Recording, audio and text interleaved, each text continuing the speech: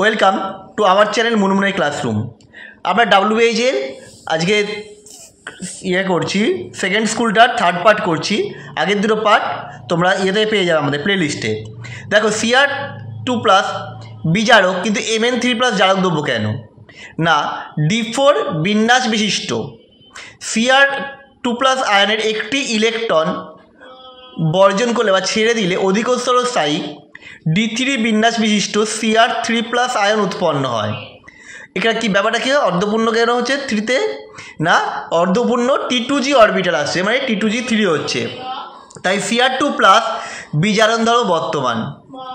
অপরদিকে D4 electron বিন্যাস বিশিষ্ট Mn2+ আয়ন একটি ইলেকট্রন গ্রহণ করলে সুস্থায়ী D5 বিন্যাস বিশিষ্ট Mn2+ সঠিক অর্ধপূর্ণ আয়ন উৎপন্ন করে, তাই Mn3+ জারক দ্রব্যরূপে কাজ করে।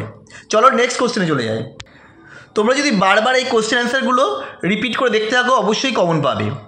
C3+ সহজেই C4+ জারিত হয় কেন না? C4+ এর হচ্ছে জেনন 4f0 নিষ্ক্রিয় গ্যাসের মতো সুস্থিত ইলেকট্রন বিন্যাস থাকায় C3+ জেনন 4f1 সহজ একটি ইলেকট্রন বর্জন করে C4+ জারিত হয়। পরের কোশ্চেন অথবা জলীয় দ্রবণে Cu+ অপেক্ষা Cu2+ এর সুস্থিতি বেশি কেন? উপযুক্ত পরিমাণ শক্তি প্রয়োগে Cu+ আয়ন একটি ইলেকট্রন অপসারিত করলে Cu2+ আয়ন উৎপন্ন হয়। বিক্রিয়া দেখিয়ে দিয়েছি। তারপর Cu+ 3D উপকক্ষেটি ইলেকট্রন দ্বারা পরিপূর্ণ থাকায় এই ইলেকট্রন বিন্যাস খুবই সুস্থিত, তাই Cu2+ অপেক্ষা Cu+ এর সুস্থিতি বেশি হওয়ার উচিত। কিন্তু বাস্তবে দেখা যায় জলীয় দ্রবণে Cu+ অপেক্ষা Cu2+ এর স্থায়িত্ব বেশি। Cu2+ এর অধিক সুস্থিতির কারণ জলীয় দ্রবণে Cu2+ এর হাইড্রেশন এনথালপির মান এত বেশি হয় যে তা কপারের দ্বিতীয় আয়নন এনথালপিকে ছাড়িয়ে যায়। পরের কোশ্চেন যেটা বিক্রিয়াটাকে সম্পূর্ণ করতে দেখো করে দিয়েছি 2MnO4 + 10 I + 16H+ অ্যারো, তো এটা হবে Mn2+ + 5I2 + 8H2O। কোন SN1 বিক্রিয়াটি দ্রুত হবে এবং কেন? বলছি প্রদত্ত যৌগটির মধ্যে 2-বিউটিন যৌগটি দ্রুত SN1 বিক্রিয়া অংশগ্রহণ করবে, কারণ SN1 বিক্রিয়ায় 2-বিউটিনের অন্তর্বর্তী 2 ডিগ্রি কার্বোক্যাটায়ন উৎপন্ন হয়, কিন্তু প্রথম যৌগটা থেকে কী হচ্ছে 1 ডিগ্রি কার্বোক্যাটায়ন উৎপন্ন হচ্ছে, যেটা অপেক্ষা অনেক বেশি স্থায়ী, 2 ডিগ্রিটা বেশি স্থায়ী, মোর স্টেবল কার্বোক্যাটায়ন দেন 1 ডিগ্রি। চলো পরের কোশ্চেন।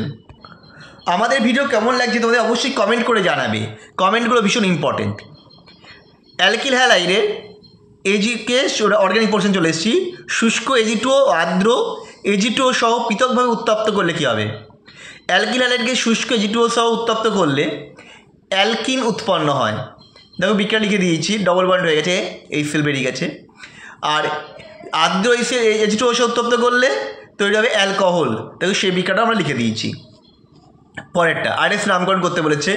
RS নামকরণ কীভাবে করতে তার একটা আমার ভিডিও দেওয়া আছে। এর নাম হবে S2 ক্লোরোবিউটেন, কিন্তু কীভাবে এলো সেটা মোর ইম্পর্টেন্ট, কারণ পরীক্ষা করতে গেলে কীভাবে হলো তোমার জানতে হবে, তার জন্য আমাদের ভিডিওটা দেখে নিও।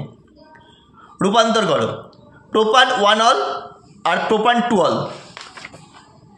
দেখো প্রোপান 1 অলকে প্রথমে গাঢ়-4 170 দিলাম, প্রোপিন হলো, HBr দিলাম, 2-ব্রোমো-প্রোপেন, জলীয় কেমিস দিলাম, প্রোপান 2 অল হয়ে গেল। বিক্রিয়াতে পদার্থগুলি শনাক্ত করো।